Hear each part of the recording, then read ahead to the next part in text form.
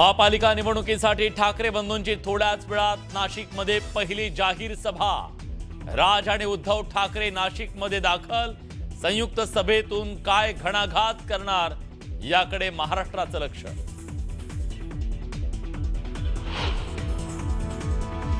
बीड आणि परळी नगरपालिकेत नवीन राजकीय समीकरण। गटनेत्यांच्या निवडणुकीत शिवसेना राष्ट्रवादीची एमआयएम सोबत युती।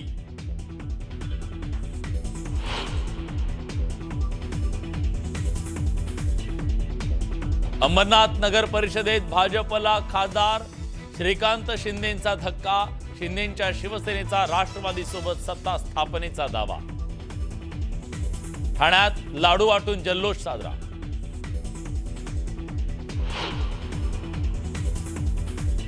तर भाजपने जर परवानगी दिली ना तर एकनाथ शिंदे तर टांगा पण पलटी करेल आणि घोडे पण बेपत्ता करून टाकेल। फरार नाही, बेपत्ता करून टाकेल। एकनाथ शिंदेनी मला हलक्यात घेऊ नये। न्यूज 18 लोकमतला दिलेल्या विशेष मुलाखतीत गणेश नाईकांचं मोठं विधान।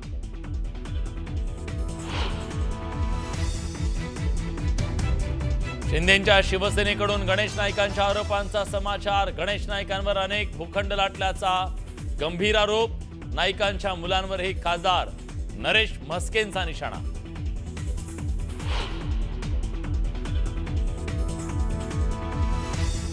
विलासरावांचं नाव पुसून टाकू असं कुणीतरी येऊन म्हणालं, असं वक्तव्य महाराष्ट्र कदापि सहन करणार नाही। अजित पवारांची रवींद्र चव्हाणांवर नाव न घेता टीका।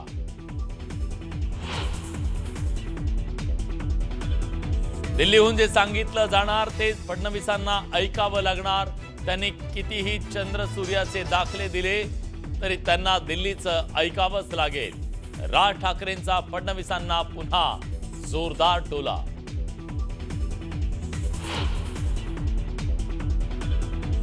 भाजप कार्यकर्त्यांच्या 50 खोके एकदम ओकेच्या घोषणा। मुंबईत भाजप कार्यकर्त्यांचा शिंदेच्या शिवसेनेवर निशाणा।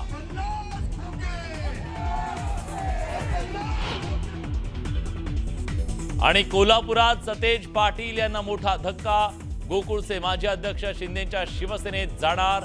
विश्वास पाटील उद्या शिंदेच्या उपस्थितीत करणार प्रवेश।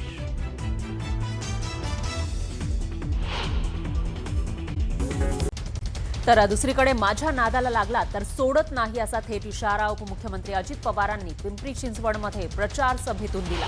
त्यांचा हा इशारा भाजप आमदार महेश लांडगेंना असल्याची चर्चा असतानाच महेश लांडगेंनी त्यांना सभेतूनच प्रत्युत्तर दिलंय। त्यामुळे दोघांमधील वाद चिघळलाय। पिंपरी चिंचवडमध्ये राष्ट्रवादी विरुद्ध भाजप अशी थेट लढत होतीये। महापालिकेवर आपला झेंडा फडकवण्याचा चंग बांधलेले अजित पवार शहरात प्रचारासाठी जंग पछाडतायत। अशावेळी त्यांच्या टार्गेटवर आलेत पूर्वीचे सहकारी आणि सध्याचे भाजपचे आमदार पैलवान महेश लांडगे। प्रचाराच्या पहिल्या दिवसापासून अजित पवारांनी महेश लांडगेंवर जोरदार हल्लाबोल केला। हा वाद इतका टोकाला गेलाय की आता थेट प्रचार सभेतून एकमेकांना इशारे दिले जाऊ लागले।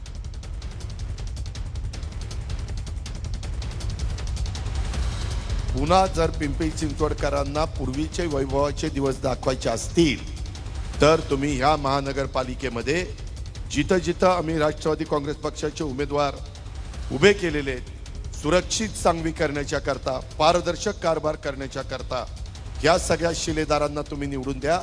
मी इथली दादागिरी गुंडगिरी कोण किती मोठ्या बापाचा असू द्या मी मोडून दाखवीन। मी नेहमी महाराष्ट्राला सांगतो, ज्या गावच्या बोरी त्याच गावच्या बाबडी। एक तर मी कुणाच्या नादाला लागत नाही, पण कुणी जर माझ्या नादाला लागलं तर मी त्याला सोडत नाही। तुम्हाला अख्ख्या महाराष्ट्राला माहिती, मी जर कुणाचं ठरवलं तर त्याचा कार्यक्रमच करतो। अरे तू कार्यक्रम करतो तर आम्ही काय बांगडे घालतो? अरे आमचे या रणरागिणी तुझा कार्यक्रम करतील। या आमच्या लाडक्या बहिणी आहेत। लाडक्या बहिणींच्या नावावर मतदान मागताना या लाडक्या बहिणी आमच्या देवा भाऊच्या आहेत। आमच्या सगळ्यांच्या लाडक्या बहिणी आहेत। आमच्या लाडक्या बहिणी आहेत या। अरे हेच कार्यक्रम करतील तुझ्या। तू बाकीच्या कार्यक्रमाच्या नादी नको लागू आमच्या। दरम्यान पिंपरी चिंचवडमध्ये अजित पवारांनी जेव्हा जेव्हा प्रचार सभा घेतली तेव्हा तेव्हा त्यांनी महेश लांडगेंवर कडा प्रहार केला। पाहूया। शहरापेक्षा स्वतःला आणि स्वतःच्या परिवाराला मोठं होण्याची एवढी राक्षसी भूक या शहराची परिस्थिती बिघडवलेली आहे. कुठनं आला पैसा? अरे तुम्ही देखील इतके वर्ष काम करता, तुमची काय परिस्थिती आहे? आज दादागिरी कुणाची चालली, रिंग कुणाची चालली, भ्रष्टाचार कुणाचा चाललाय? अरे कुठं तुम्ही पैसे काढावे? कुत्र्याच्या नसबंदीमध्ये पैसा काढा. जनाची नाही तर मनाची राव. त्यामुळे शहरामध्ये लुटारू गँग तयार झालेली आहे आणि या भ्रष्टाचारी राक्षसाचं दहन करण्यासाठी आम्ही हे सगळ्या निवडणुकीच्या मैदानात उतरलेलो आहे. त्या भ्रष्टाचाराचा आका तो आपल्याला संपवायचा आहे. त्या आकाला आपल्याला त्याची जागा दाखवायची. मी देखील आरेला कार्य करणार आहे. मी एकतर कोणाच्या नादी लागत नाही, पण कोण माझ्या नादी लागला तर मी त्याला सोडत नाही. मी इथली दादागिरी, गुंडगिरी कोण किती मोठ्या बापाचा असू द्या, मी मोडून टाकवी. मी नेहमी महाराष्ट्राला सांगतो, ज्या गावच्या बोरी त्याच गावच्या बाबडी. पुढची बातमी. अंबरनाथमधील फुटीर नगरसेवकांविरोधात काँग्रेस पक्ष कायदेशीर कारवाई करणार आहे. भाजपमध्ये गेलेल्या नगरसेवकांचं नगरसेवक पद रद्द करण्यासाठी कायदेतज्ञांचा सल्ला काँग्रेसकडून घेतला जातोय. कोणत्याही परिस्थितीमध्ये भाजपमध्ये गेलेल्या नगरसेवकांचं नगरसेवक पद रद्द करायचंच असा निर्णय काँग्रेस पक्षानं घेतलाय. कायदेतज्ञांच्या सल्ल्यानं न्यायालयीन लढाई लढण्यात येणार आहे. अगदी सर्वोच्च न्यायालयापर्यंत लढा देण्याचीही तयारी काँग्रेसनं केली आहे. या प्रकरणी काँग्रेस आरपारची लढाई लढणार असल्याची माहिती काँग्रेसमधील उच्च पदस्थ सूत्रांनी दिली आहे.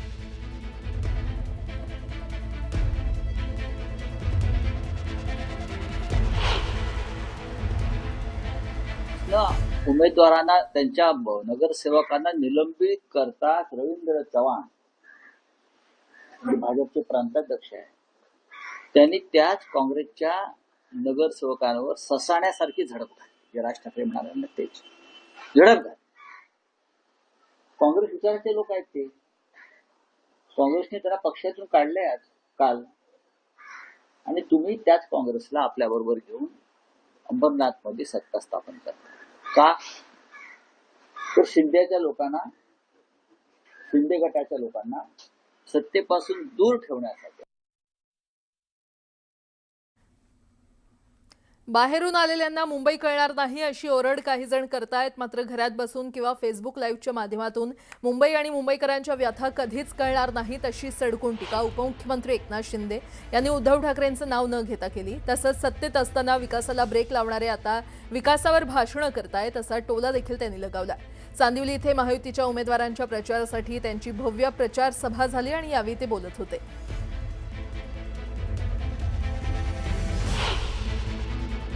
काही लोक म्हणतात की बाहेरून आलेल्या नेत्यांना मुंबई कळत नाही असं म्हणतात. मी आपल्याला सांगतो, मग घरात बसून राहणाऱ्यांना मुंबई कळते का? फेसबुक लाईव्ह वरून मुंबई कळते का? अरे हा एकनाथ शिंदे डीप क्लीन ड्राईव्हला रस्त्यावर उतरला. कधी पाहिलं होतं रस्ते पाण्याने धुताना? या मुंबईमध्ये ते पण मुख्यमंत्री असताना नाले सफाई करताना मी स्वतः नाल्याजवळ गेलो.